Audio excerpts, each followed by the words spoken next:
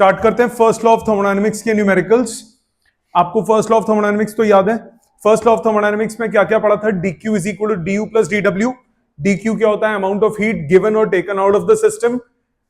dq की value positive कब लेते हो? जब हीट सिस्टम को देते हो। माइनस कब लेते हो? जब हीट सिस्टम से बाहर निकालते हो। du change in internal energy होता है। पॉजिटिव होता है अगर टेम्परेचर सिस्टम का बढ़ता है, नेगेटिव होता है अगर सिस्टम का टेम्परेचर फॉल करता है। अगर पीवी डायग्राम में बात करें, कोई प्रोसेस अपनी ओरिजिनल स्टेट पे वापस आ जाए तो du की वैल्यू क्या हो जाती है? जीरो, क्योंकि du क्या है? State function, it depends on initial and final positions. ठीक है। dw क्या होता है? वर्क डन ऑन और बाय द सिस्टम। मतलब अगर एक्सपेंशन होगी, work done by the system है तो वो लोगे पॉजिटिव। कंप्रेशन होगा मतलब work done on the system है तो वो क्या लोगे? नेगेटिव। वॉल्यूम बढ़ेगा तो वर्क डन पॉजिटिव, वॉल्यूम कम होगा तो work done negative.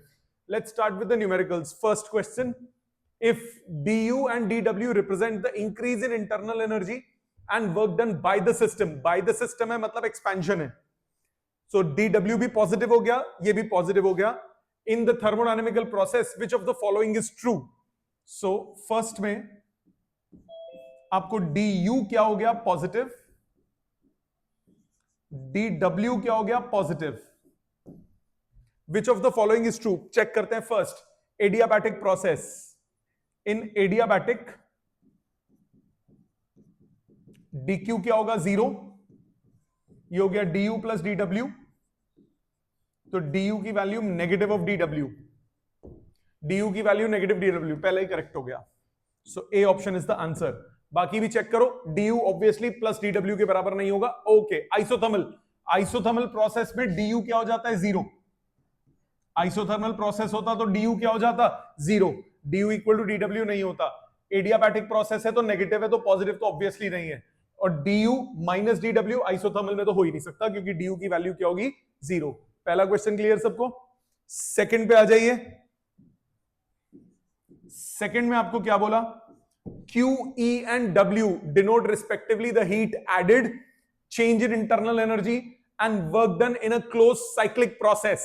Cyclic process में क्या चीज जीरो होती है? In cyclic process system returns to its original state, therefore there will be no change in internal energy। तो E की वैल्यू क्या हो गई? जीरो। इसमें E बोला है तो ऑप्शन क्या हो गया? C option. क्लियर है? थर्ड पे आ जाइए। Third question, 1 gram of water of volume 1 centimeter cube at 100 degree Celsius is converted to steam at same temperature। Steam में कन्वर्ट किया वाटर को, तो हीट आपने सिस्टम को दी होगी। कितनी दी होगी? Mass into latent heat. Yes और नो? सिस्टम को कितनी हीट दी होगी? Mass into latent heat. Mass into latent heat, तो हीट कितनी दी? ml। मास कितना है? 1 ग्राम। लेटेंट हीट कितनी दी हुई है? Latent heat of vaporisation 2256 joule per gram, तो ये हुआ 2256 जूल पर ग्राम, और ये ग्राम में था तो आंसर कितना आया? 2256 जूल्स। ये हीट आपने सिस्टम को दी। यहां तक कोई दिक्कत? आगे क्या बोला? Under the normal atmospheric pressure 10⁵ pascal, volume of steam is 1671 centimetre cube. If the specific heat is इतना, change in internal energy. Work done क्या होता है? Pressure into change in volume. Pressure कितना? 10⁵। चेंज इन वॉल्यूम कितना हो गया? 1671 और -1। पहले कितना था? 1। सो 1671 -1, और ये सेंटीमीटर क्यूब में है तो 10⁻⁻6 से मल्टीप्लाई किया मीटर क्यूब में कन्वर्ट करने के लिए, तो कितना हुआ? 1670 इंटू 10⁵ 10⁻⁻6 बचा 167 जूल्स। राइट? आपको change in internal energy joule में ही निकालना है। सो हीट कितना हुआ? Change in internal energy plus work done, तो चेंज इन इंटरनल एनर्जी कितना हुआ? Heat minus work. हीट कितना है? 2256 माइनस 167, सो 156 माइनस हो गया 2100 बचा, 2100 में 11 और कम करो 2089, 2089 जूल्स, 2089 जूल्स, सी ऑप्शन। क्या ये क्लियर है तीनों? श्योर? इनमें से जो कोई लिखना है किसी ने, या हो गए थे तीनों? नेक्स्ट, फोर्थ एंड फिफ्थ, दिमाग लगाइए, 2 मिनट है आपके पास। फोर्थ एंड फिफ्थ, जिसे नहीं किया प्लीज दिमाग लगाइए, 2 मिनट है, फिर इसको मैं करूंगा। ध्यान दीजिए, फोर्थ एंड फिफ्थ। फोर्थ आपको क्या बोला? A sample of 0.1 gram of water at 100 degrees Celsius and normal pressure requires 54 calorie of heat energy to convert into steam at 100 degrees Celsius. If the volume of steam produces 167.1 cc centimeter cube, the change in internal energy of the sample. सबसे पहले heat आपको दिया हुआ है, delta Q कितना दिया हुआ है, सीधी वैल्यू दी हुई है 54 कैलोरीज, और रिजल्ट्स जूल में है, तो 54 इंटू 4.2 इतना जूल, ये हो गया आपके पास क्या? हीट। वर्क डन कितना हुआ? Pressure into change in volume. Pressure कितना है? 1.013 into 10 to power 5, 1.013 into 10 to power 5। Change in volume कितना हुआ? चेंज इन वॉल्यूम हुआ 167.1 माइनस 0.1, क्योंकि 0.1 ग्राम मतलब 0.1 सीसी, 1 ग्राम पर सीसी होती है वाटर की डेंसिटी।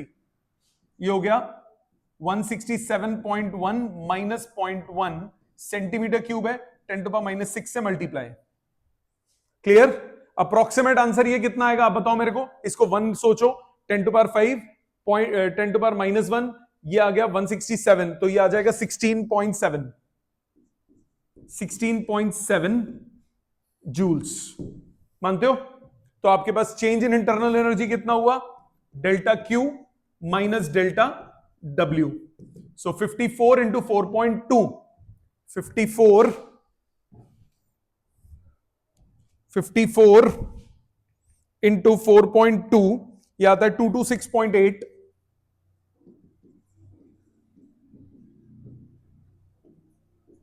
माइनस 16.7, माइनस 16.7, आंसर आया 210.1,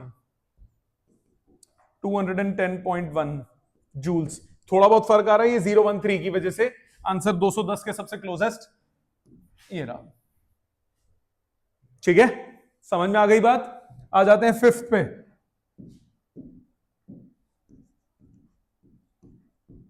fifth, a system is taken from state A to state C by two paths ADC and ABC. Okay, as shown in figure, the internal energy at A is 10 joules. Along the path ADC, the amount of heat absorbed is delta Q1. ADC path पहले बात करते हैं। ADC path पे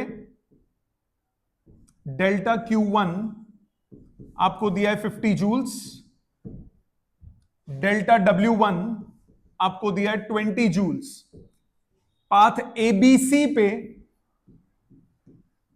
delta Q2 दिया है 36 और delta W2 आपको निकालना है।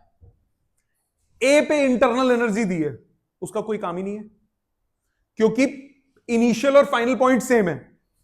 In both processes initial and final points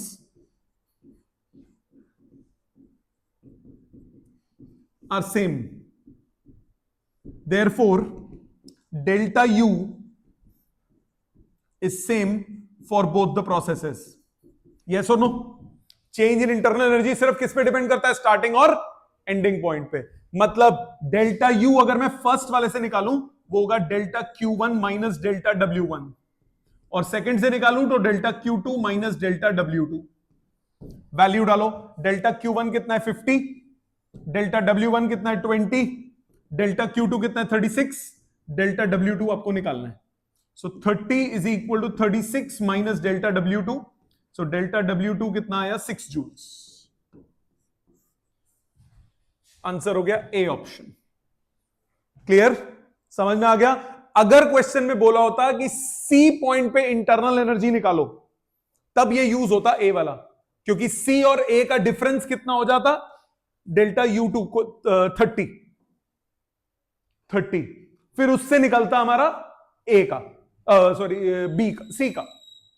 समझ में आ गई बात? आगे आएंगे ऐसे क्वेश्चन भी। इस क्वेश्चन में ए पे एनर्जी का कोई काम नहीं है। क्लियर? नेक्स्ट क्वेश्चन नंबर 6 क्या कह रहा है? आइडियल गैस है, goes from state A to B via 3 different processes as indicated in PV diagram. A to B, initial final point same है, initial and final points are same. Therefore, in all the processes, change in internal energy is same.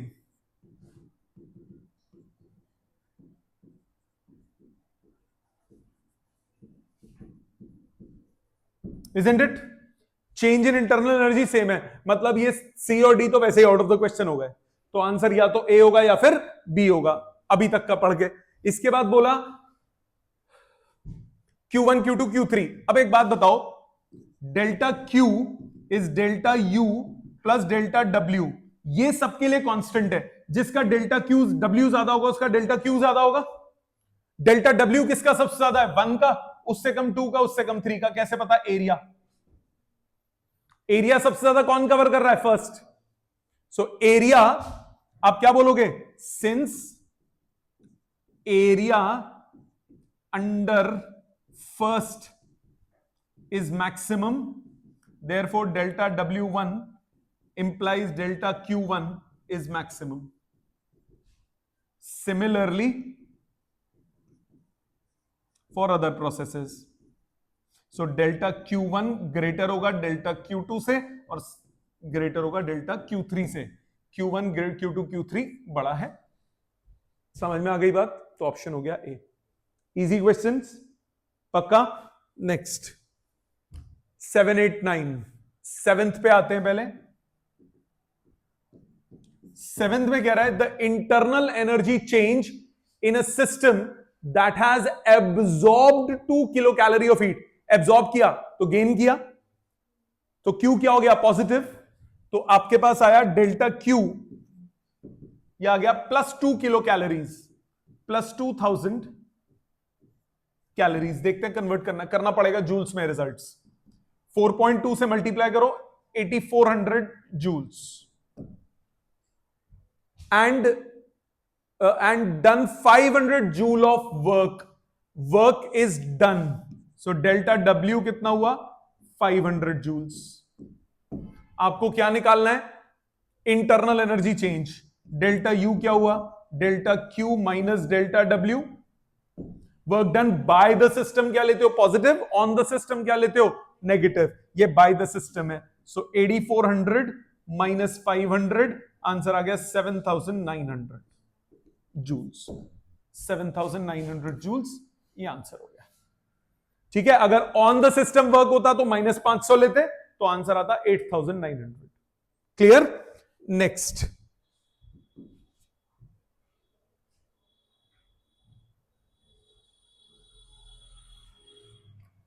Answer number 8। 110 joules of heat is added to a gaseous system whose internal energy is 40 joules. Then the amount of external work done, 110 joules is added. So delta Q कितना हो गया बताओ? Plus 110, मानते हो? Is added to a gaseous system whose internal energy is 40 joules. Then the amount of work done कितना होगा बताओ? उसको बोलना चाहिए था change in internal energy is 40 joules. So delta U आपके पास हो गया 40 जूल्स। ये क्वेश्चन में थोड़ा सा वो है, is added to a gaseous system whose internal energy increases by 40 joules. So delta W निकालना है। डेल्टा W कितना हुआ? Delta Q minus delta U। Answer कितना आया? 110 माइनस 40, आंसर आया 70 जूल्स। इजी फुद्दू questions. 9th, which of the following is not thermodynamic function? Thermodynamic function मतलब state function, मतलब जो कि किस पे डिपेंड नहीं करता, इनिशियल और फाइनल पॉइंट पे डिपेंड नहीं करे, जो करे वो थर्मोडायनेमिक फंक्शन है। एंथैल्पी ये केमिस्ट्री के आ गए, एंथैल्पी गिब्स ये दोनों होते हैं, और इंटरनल एनर्जी भी होता है क्योंकि वो भी इनिशियल फाइनल पे डिपेंड करता है, वर्क डन नहीं करता, वर्क डन इनिशियल फाइनल पे डिपेंड नहीं करता, वो पाथ पे भी डिपेंड करता है, तो इसका आंसर क्या होगा, वर्क डन। ठीक है, आ जाते हैं नेक्स्ट पे, ये 3 अटेम्प्ट कीजिए, पहला कर लेता हूं मैं। First law of thermodynamics is a consequence of conservation of energy, जितनी आई वही गेम खेलिए। ये 2 क्वेश्चंस कीजिए please, 11th and 12th। 11th पे ध्यान दीजिए, 11th क्या कह रहा है, calculate the change in internal energy of 1 gram of water when boiled at 100 at 1 atmospheric pressure. वही क्वेश्चन हो गया जैसा अभी पहले एमसीक्यू में किया था। Volume of steam, the volume of steam at 100 degree Celsius is 1671 and heat of vaporisation 539 calorie per gram. तो सब कुछ कैलोरी में निकालना है, 1 ग्राम है तो डेल्टा क्यू कितना हो गया, डेल्टा क्यू हो गया ml, मास कितना 1, ये है 539 कैलोरी पर ग्राम, रिजल्ट आ गया 539 कैलोरीज, डेल्टा क्यू। अब डेल्टा डब्ल्यू कितना होगा, डेल्टा डब्ल्यू होगा pressure into change in volume, pressure कितना 1 इंटू 10⁵ ले लेता हूं approximately, change in volume 1671 minus 1 into 10⁻⁻6। क्यों कन्वर्ट किया, सेंटीमीटर क्यूब को मीटर क्यूब में कन्वर्ट करना पड़ेगा, कितना हुआ 167 जूल्स। कैलोरी में कन्वर्ट करो, 167 अपॉन 4.2 कैलोरीज, कन्वर्जन हो जाएगी 167 अपॉन 4.2, कैलकुलेट करते हैं, 167 डिवाइडेड बाय 4.2, ये आता है 39.76 कैलोरीज। आपको क्या निकालना है, आपको निकालना है change in internal energy, delta U, ये हो गया delta Q minus delta W, 539 minus 39.76, 539 minus this, answer आता है 499.24 कैलोरीज। थोड़ा सा फर्क क्यों है, उसने 1.013 लिया होगा, मैंने 1 इंटू 10⁵ लिया, ठीक है चलेगा, पर समझ में आ गया। आ जाते हैं 12th पे, 12th क्या कह रहा है, on supplying 2000 calorie of heat, supply किया तो डेल्टा क्यू कितना हो गया, plus 2000 calories. It is observed that the system does 3350 joules of external work. Delta W कितना हो गया, 3350 joules. During the same time, and an increase in internal energy in the process is 5030 joules. Delta U हो गया 5030 joules. Calculate the value of mechanical equivalent. Mechanical equivalent मतलब calorie और joule में conversion, 1 calorie is how many joules, वो निकालना है mechanical equivalent. So let mechanical equivalent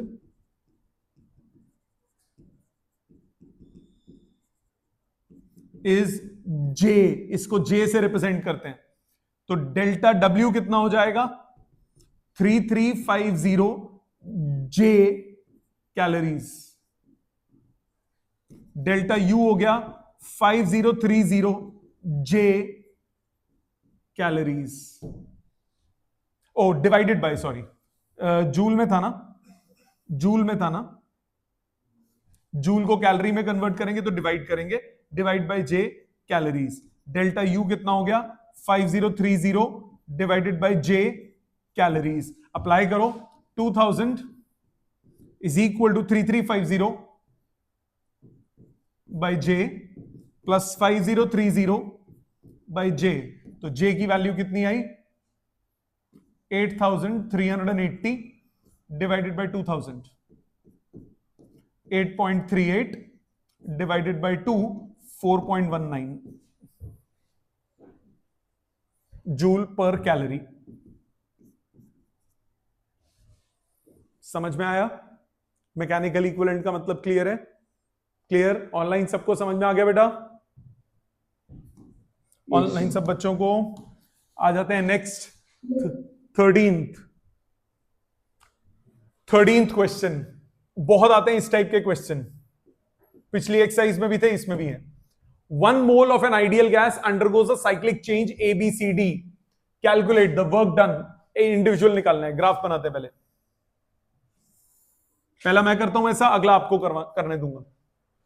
यह हो गया प्रेशर, प्रेशर दिया है एटमॉस्फेयर में, प्रेशर दिया है एटमॉस्फेयर में, और वॉल्यूम दिया लीटर्स में, तो यूनिट्स का ध्यान रखना पड़ेगा।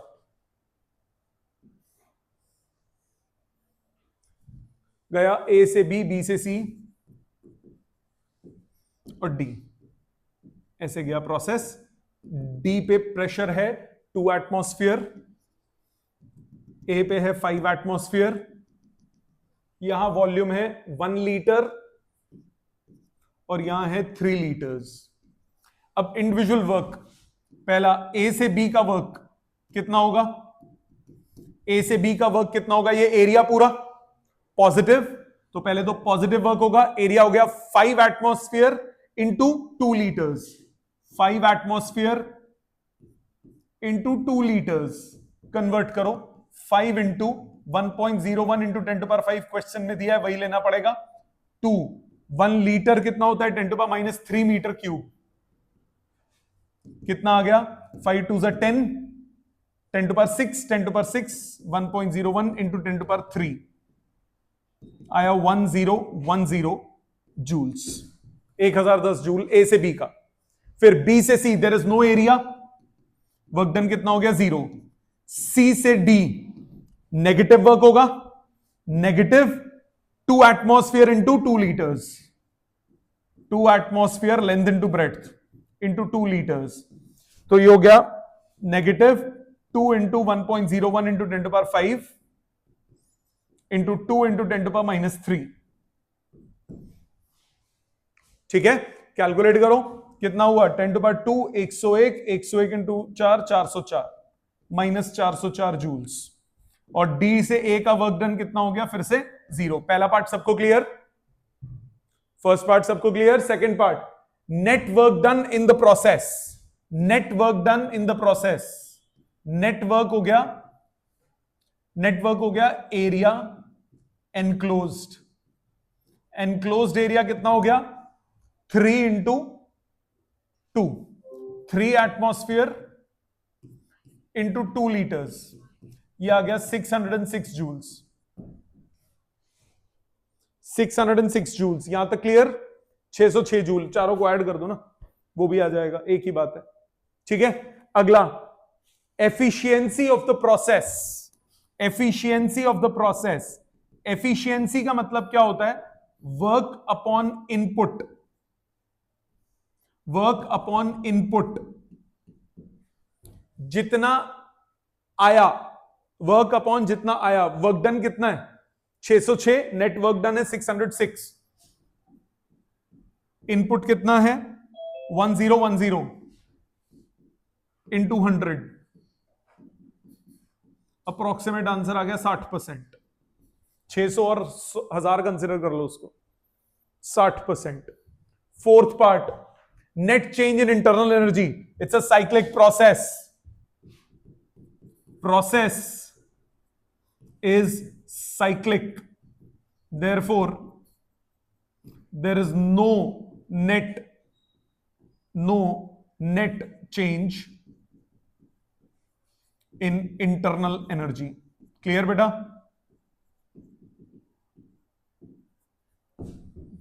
समझ में आ गई यहां तक बात, एकदम ऑनलाइन सबको क्लियर यहां तक। यूनिट्स का इसमें खास ध्यान रखना, लीटर्स एटमॉस्फेयर वो सब कन्वर्जन प्रॉपर होनी चाहिए। नेक्स्ट क्वेश्चन 14, क्वेश्चन 15 और क्वेश्चन 16, ये 3 अटेम्प्ट कीजिए, फिर तीनों में सॉल्व करता हूं।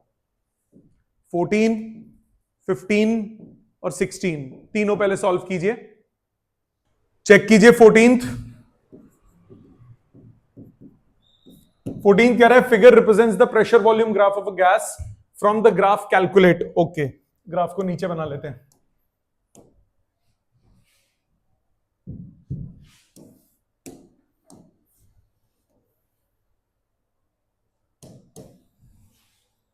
ये रहा ग्राफ। ग्राफ से क्या कैलकुलेट करना है? First, work done in taking a gas from A to B. A to B का वर्क क्या होगा? ये वाला एरिया, ए टू बी का work. So first work A to B, ये हो जाएगा एरिया जो मैंने मार्क किया, लेंथ इनटू ब्रेड्थ। अब ये पास्कल न्यूटन पर मीटर स्क्वायर में और ये लीटर्स में, लीटर्स को कन्वर्ट करना पड़ेगा। ये हो गया 15 इंटू 4, 15 पास्कल इंटू 4 लीटर्स। सो 15 पास्कल तो पास्कल है, लीटर को कन्वर्ट करने के लिए 10 टू पावर -3 से मल्टीप्लाई, 15 चौके 60, 6 इंटू 10 टू पावर -2 जूल्स। पहला part clear. Second, work done in taking from B to C. अब बी टू सी तक there is no area enclosed, so work done B to C कितना हो गया? 0। तीसरा, net work done in complete cycle. Third part में net work done कौन सा होगा? ये वाला area, enclosed area. Net work done, net work done, net work, ये हो गया एरिया इनक्लोज्ड। कितना हुआ?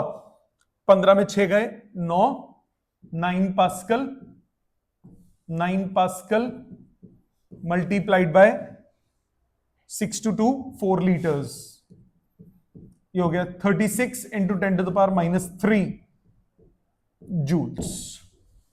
ठीक है जी, इजी। नेक्स्ट 15 पे तवज्जो दीजिए। 15 ने क्या बोला? डायग्राम नीचे ले आते हैं पहले।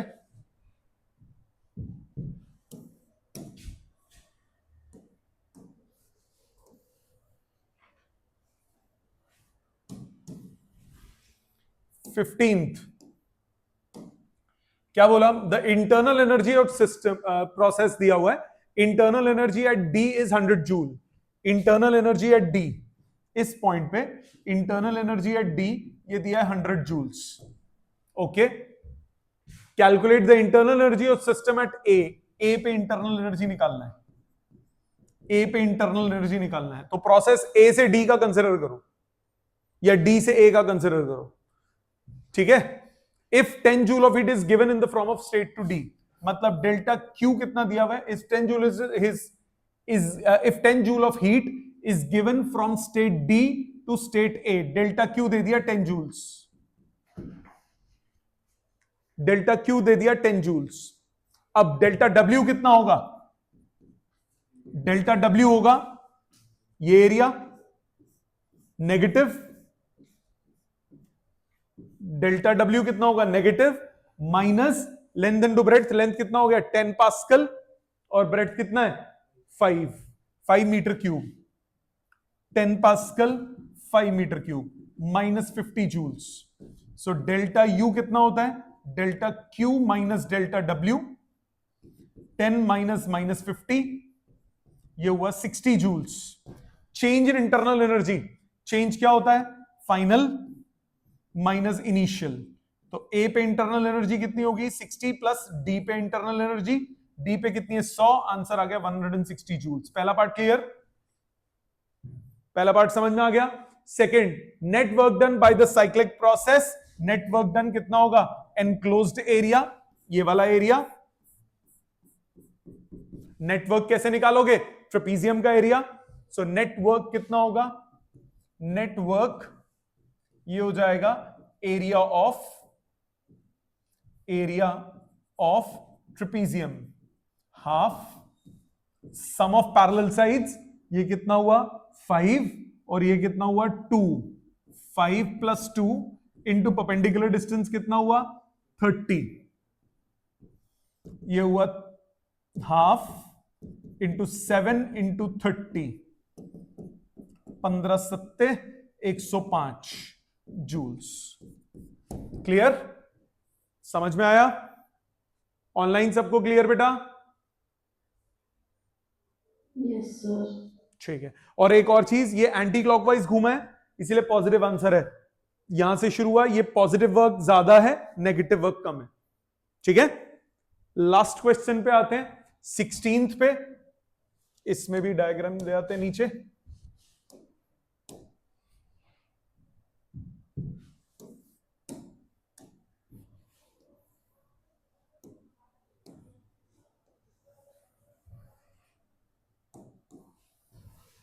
16th क्या बोला 16 figure represents the pressure volume graph of a gas from the graph calculate work done in taking from P to Q from Q to R फुद्दू question P to Q negative work होगा P to Q का work ये होगा negative में minus कितना volume metre cube में pascal में कोई दिक्कत नहीं कितना होगा 5 इंटू 20 5 इंटू 20 माइनस 100 जूल और दूसरा work done in taking gas from Q to R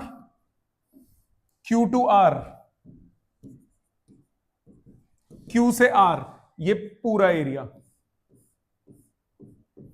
Isn't it? Trapezium बनेगा हाफ पॉजिटिव वर्क होगा half sum of parallel sides 5 plus 20 into perpendicular distance that is again 20 so you were 25 into 10 answer आ गया 250 joules clear समझ में आ गए दोनों type के questions तो ये थे आपके फर्स्ट लॉ ऑफ थर्मोडायनेमिक्स के क्वेश्चंस सबको क्लियर है अगर कोई रिपीट करना है तो प्लीज घर जाके कीजिएगा और फिर भी कोई डाउट है तो नेक्स्ट क्लास में थैंक यू